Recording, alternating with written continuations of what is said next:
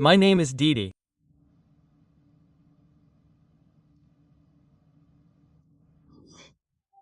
And I am non-binary. My pronouns, she's, theirs. I am queer. It is a gift to be here as we are. This is the queering of the church. Happy Pride to everyone except my 7 children, who have all betrayed me by being headers. Bringing a child to Pride is like bringing a child to Mardi Gras. Pride 2025 is here. And the only thing coming out is corporate bankruptcy for the sake of freedom. And we're not going anywhere. And Pride is going to be a protest as well as a celebration. I don't even know what to think about that. Sydney Watson, hello. My name is Sydney. Welcome back to hell. And as always, before we get started, today's video is sponsored by Fume. This is again one of those videos that was really hard for me to put together, mainly because there are so many examples to illustrate my point. It's a little overwhelming. It's really hard when you're asked to pick just your favorite psychos. This video was also difficult to edit because of all the nudity and inappropriate behavior, which in itself probably says a lot. So go easy on me. I did the best I could with the cards I was dealt. I've, well, seen more man-ass than I'd like to admit. And everything I learned about kink was against my will. Anyway, I don't know about you, but lately I've noticed a huge shift away from not only Pride, but the LGBT community in general, or rather the movement. And year after year, there's been a huge focus on this community. And year after year, the movement's goals have expanded, giving us massive parades, events, and representation literally everywhere. But Pride 2025 has been incredibly lackluster. And interestingly, at least to me, the LGBT community itself doesn't even seem to be fighting. Are gays tired of other gays? Is this what's happening? I'm sure you've seen online that parades and events across the country are being cancelled or scaled back. Some are cancelled due to low attendance. Some organizers are left hundreds of thousands of dollars in debt after major brands pulled sponsorships from MasterCard, PepsiCo, Nissan, Citi, DoorDash. Just to name a few, this year, the brands didn't even bother changing their logos to rainbow ones. As usual, Target pulled most of its Pride merchandise from its stores after an outcry over trans-related merchandise, including push-up swimsuits. Liberal white women are very upset. Happy Pride Month. My Target, which used to have a Pride section, is now all USA themed. Yay! American Summer. That woman probably doesn't know any lesbians or gays. But she's still mad for you. Very unbranded. Some have noted that Google is more busy promoting Father's Day in the US than changing its logo for Pride. The corporate retreat from Pride has been so severe that even left-wing media outlets are writing hysterical articles blaming Trump for everything, pointing to his administration for allegedly forcing the return of DO initiatives.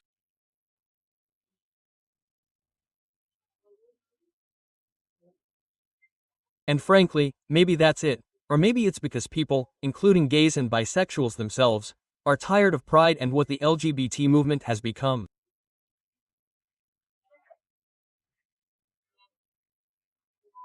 And as a result of this general disillusionment, we are seeing the collapse of the movement in real time.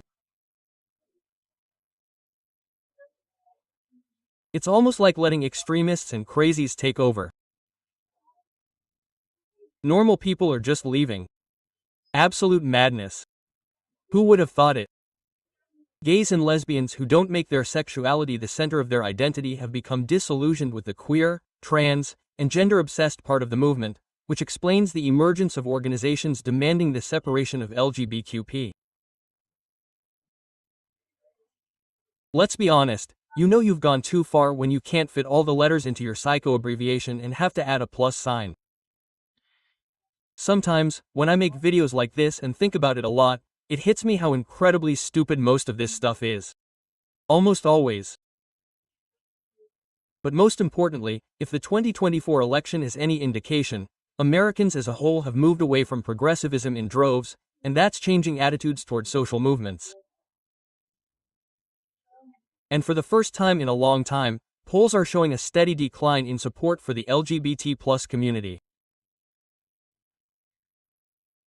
For decades, the history of LGBT rights in the US has been one of growing public support, but now a new survey shows the first small decline in years. The irony is that the Rainbow Mafia itself is largely to blame for this, because the queer activists who have become the face and voice of the movement have long since stopped defending rights and freedoms. Instead, they have taken things so far from rational and common sense that they have driven the community to the brink of collapse. And if we've learned anything over the last decade, it's that it's best to keep them, out of any projects. Unless you want to end up in a hole with sharp rocks underneath. One more note. I'm not talking much about the trans movement here because I've already made 2 videos about why it collapsed. I'll leave the links in the description. Also, keep in mind that all of this chaos was happening at the same time. So it's really hard to put it all in chronological order. I tried, but yes, it's all happening in parallel. Sorry, I'm doing the best I can. The origins of Pride in the US began in 1969, when gay lesbians clashed with police during the Stonewall riots in New York City. A year later, in 1970, the first Gay Liberation March took place in Manhattan. The official slogan was, "Say it loud, gay means proud." The goal was to remove stigma, repeal discriminatory laws, and achieve freedom and acceptance. Fast forward to the 2000s and a lot had been accomplished, at least in the West. With the legalization of same-sex marriage in the 2000s and 2010s, many LGBT people felt like they had achieved their goals.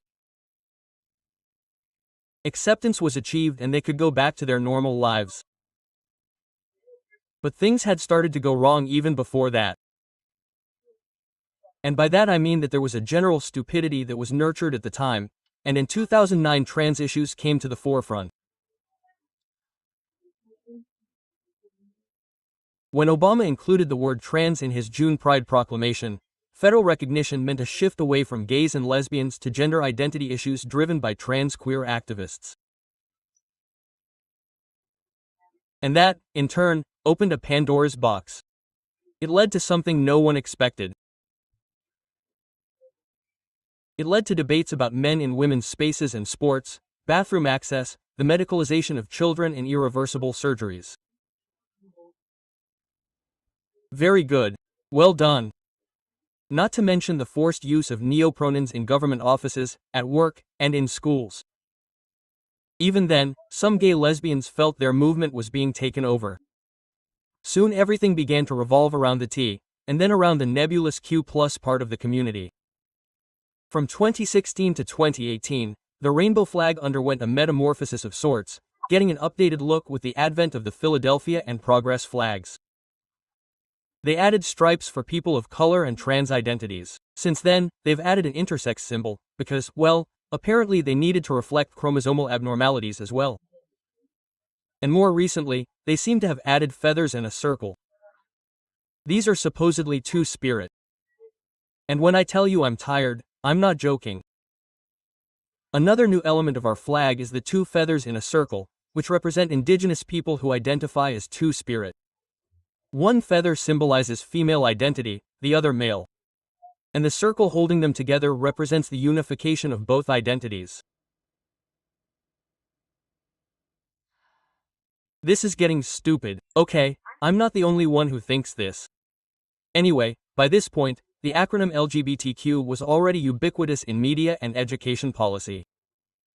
The Obama administration in particular had long used the acronym in official documents, and by 2017, media outlets had included it in their editorial handbooks.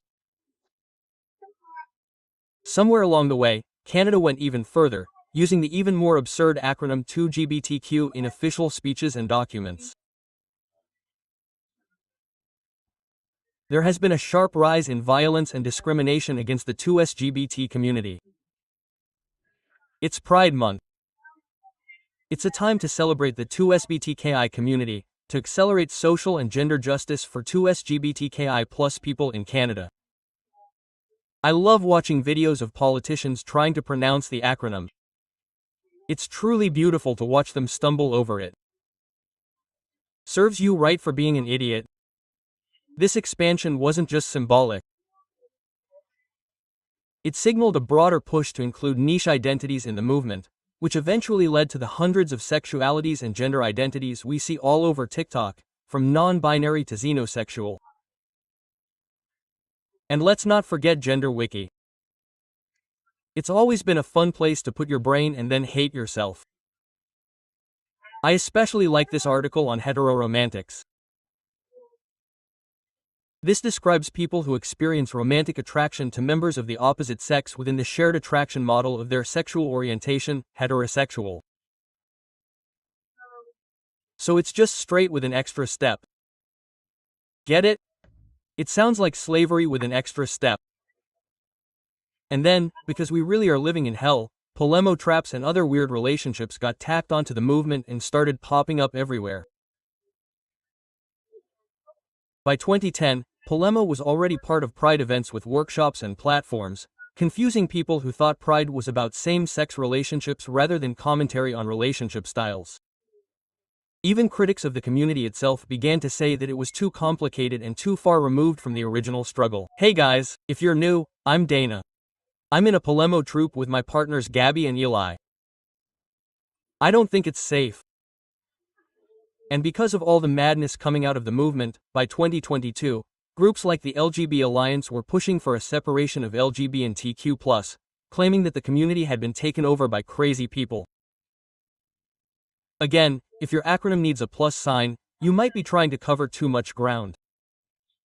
All of this in itself was incredibly weird, and people were starting to feel fatigued, especially considering that the LGBTQ axis community and agenda was popping up everywhere, in politics, in culture, in the social sphere. But then the involvement of children began. And here, as with the countries of the movement, many simply said, no, all we need to do is leave the children alone. It's not that hard, quote. And in mid-2010, the Drag Queen Story Hour project began in San Francisco, where drag queens read to children in libraries. It almost immediately caused a sharp reaction. And unsurprisingly, critics did not see it as an expression of tolerance and inclusivity, about adults, provocative costumes, imposing adult themes on children. It did not help that drag queens did not come to nursing homes or homeless shelters. They wanted to go specifically to children. Drag Queen Story Hour had a lot of problems. Besides the obvious, many of the performers were not properly vetted, and some had criminal records for indecent behavior near playgrounds. This then led to the idea that it was okay for drag performers to perform for children, which led to massive shows bordering on striptease, right in front of children and their families. Some videos went viral, where children were encouraged to give money to men while they danced. Chicago was once again at the center of controversy. Critics slammed the drag storytelling. For little ones at the public library, protesters from both sides clashed, and the library refused to cancel the event, claiming it was about inclusion. Nervous? Yeah. Why? I look scary. Do you know who I am? No, I'm a drag queen. If a drag queen wants to read you a book at the library, listen to her. Because knowledge is power. If someone tries to limit your access to power, they are trying to scare you. No, then it all started showing up in schools and curriculums all over the Western world. Although, sadly, in many ways it feels like a uniquely American, Canadian, Australian, and British problem. I don't know why we collectively lost our minds. By 2019, schools were fully on board with drag queens and gender identity. California made LGBTQ+ history mandatory, and TikTok was flooded with video teachers waving rainbow flags and teaching pronouns. And of course, everyone remembers the pictures of the gender-bending gingerbread man and the gender-bending unicorn. I feel like Derek from Zoolander. Mermaid.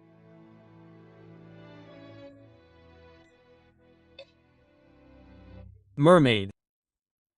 Soon, some states were trying to pass laws that would interfere with parents' rights if they interfered with trans transitions and give teachers the right to hide such things from parents.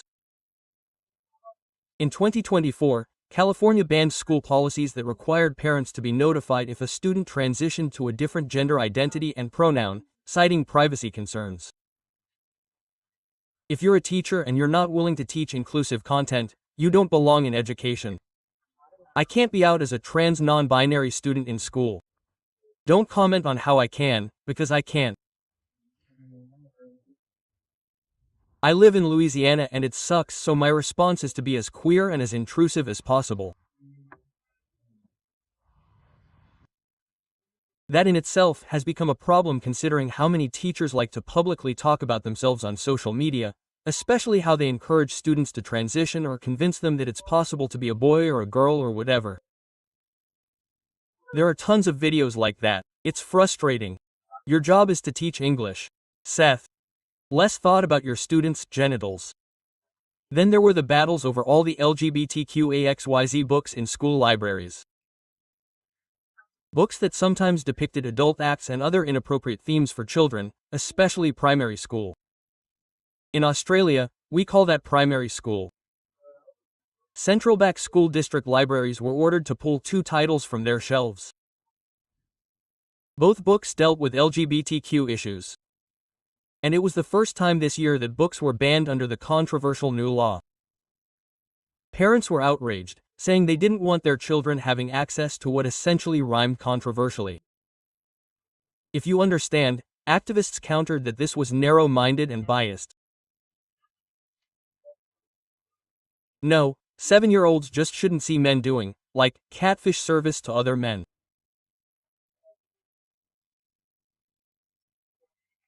The preschool curriculum used the book Pride Puppy. It was removed. It told children to look for leather and bandages and things like that in the pictures. That's not a bandage, that's a woman in a leather jacket.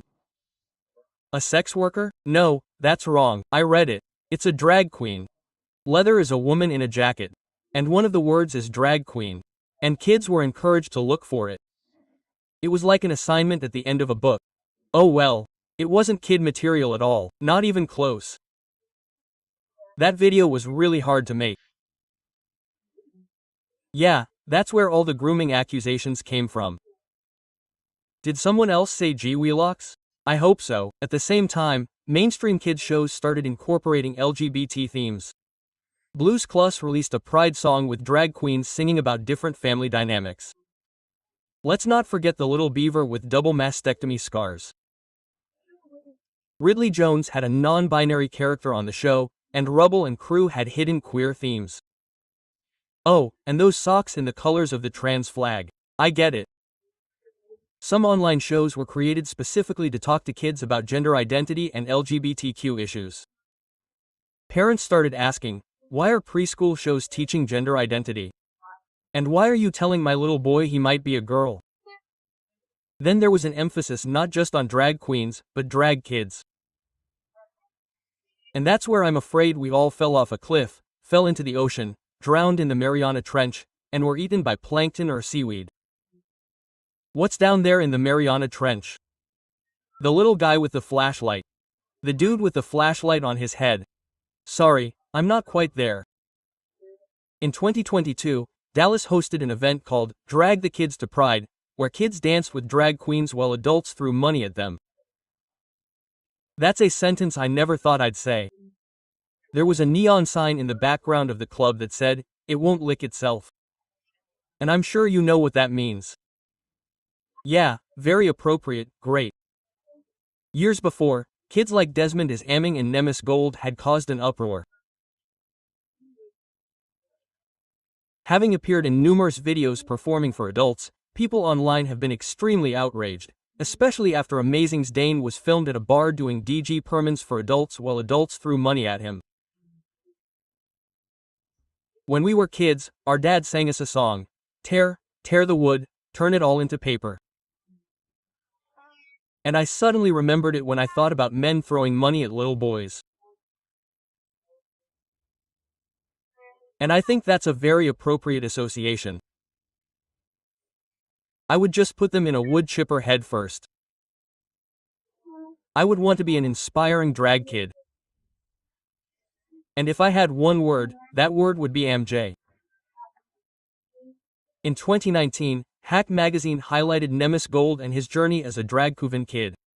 The accompanying photos were considered dark by many. I won't show them because it's a child, and it's weird, but they're just two children. Soon there were shows like Kids and Drag documenting boys in drag competitions, or the Tyra and BNS produced Drag Generations where kids ages 12 to 17 were getting ready for Drag Ball. Whatever that means. And speaking of shows in general, there have been a lot of shows over the years highlighting trans kids, or non-binary toddlers, or 3-year-olds. I'm not even sure which is worse, but it all ended up being about bringing kids to Pride next to King stages and generally promoting King at Pride. Some of you may remember the infamous 2021 New York Times article where a mother claimed she wanted her child at Pride next to lewd behavior because it was part of the community. And it seems like a lot of people agreed, because then there were waves of photos and videos of kids next to naked adults looking at people in fancy dress, watching adult acts being simulated. Why does that even exist? Let me ask you a few quick questions. What's going on and why are you half naked? Oh, well, it's legal here. Yeah, I know it's legal, but you have kids all around you and they're watching. And once kids start paying attention to you, you just keep getting more attention. If you're wondering why so many people have stopped celebrating Pride, I'll show you why. When you go to the New York Pride Parade, you see a child right next to a naked woman who's happy to be there. If that were a straight man on any other day of the year, he'd be arrested and put on the sex offender registry. Why the double standard? It's the same thing. Stop using Pride as an excuse to get naked in front of kids. Hi, my name is Julie. I'm a grown woman and I want you to know that children do not belong at Pride events. I'm a lesbian and a gay elder. And I'm telling you from within the community, this is the most twisted and disgusting event there is. This isn't what it was decades ago. It was made worse by the fact that Pride organizers, like Pittsburgh in 2022, insisted on youth zones that supported queer kids. But when parades included costumes and king performances like leather floats and puppy masks, like San Francisco in 2022 and other years, people began to question why kids were there at all. The messaging around it only made it worse. In 2021, San Francisco's Hories released a song with the line, "We're coming for your kids," which they called satire. But it was a disaster for the image. Many took it as an admission of what was usually hidden. But by this point, the movement was already firmly associated with degeneracy. Removing kids from the equation did nothing to restore the community's image. Pride turned into a debauchery parade with kink, fetishes, nails and lewd acts on the street.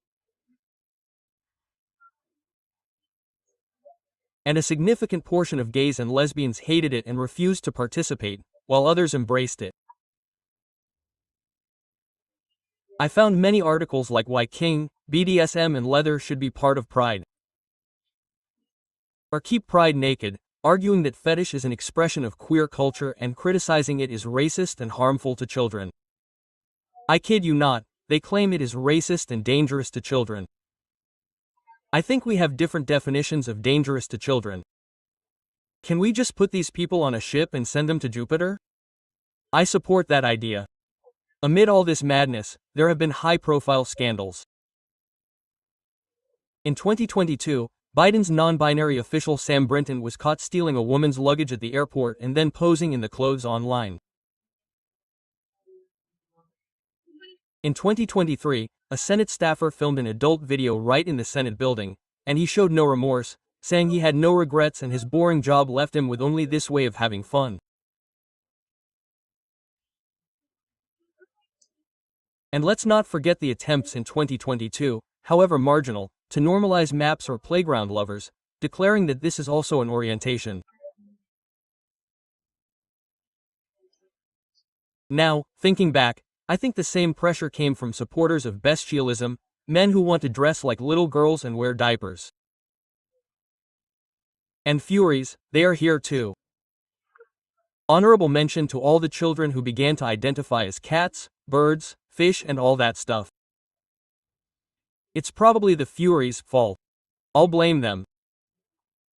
Also, let's not forget that in the midst of all this and the protests against school indoctrination, children fighting in similar events, there have always been LGBT+ activists who have come out against people begging, "Don't do this to our children."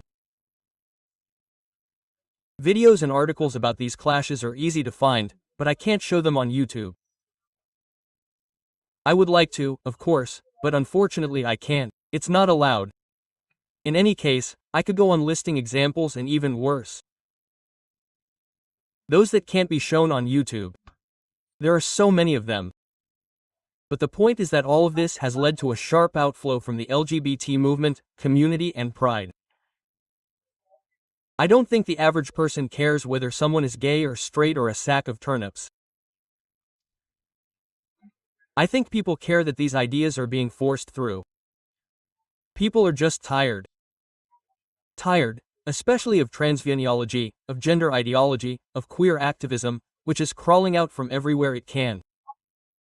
And most people just want peace. The irony to me is that many gays and lesbians I know in person or have seen online are so disillusioned that they have completely disassociated themselves. These are the people who don't feel represented by the corporatization of pride or by all this vulgarity and degeneracy. And that's exactly what it is. The activists who push this have created a fierce resistance to anything associated with the rainbow flag. Their attempts to force acceptance have only created more rejection because they have associated their community with vile things. And what's worse is that the activists brag on social media about making other people miserable and angry with their antics. Like the collapse of trans violence, people are tired of the bigotry that comes from this community. Tired of walking on thin ice to avoid being accused of homophobia or any of the myriad other phobias. Tired of being called out for not supporting a movement that has become increasingly weird and depraved. I think most of us are tired of being called biased when all we ask is for the kids to be left alone and for pride to be less sexualized and inappropriate. So when you put all of that together, and the things I didn't mention in the video, it's understandable why so many have started to back off. Support is waning, and people who were previously indifferent are starting to actively dislike the movement and the community. Call me crazy, but when you watch videos over and over of kids giving money to drag performers or stuffing bills into their clothes during a performance, or young children interacting with men in fetish masks, puppy play, etc. in public, it's enough to taint not only the community, but pride as a whole. So while progressives are screaming about homophobia as the main reason why people are turning away and walking away from the Rainbow Road, the average person has stopped listening and they don't care anymore. Because when it all comes down to weird, dirty sexual things, no one wants to talk to you. The vulgar public behavior, the focus on trans people, gender ideology, the attacks on children, all of this has only accelerated people's fatigue with it. Ultimately, I'm very curious whether this will lead to a softening of events, parades, and other things related to pride, or to the activist class becoming even more aggressive and intrusive. I think time will put everything in its place. Well, watermelons, don't forget to subscribe to the channel, put likes and leave awesome comments.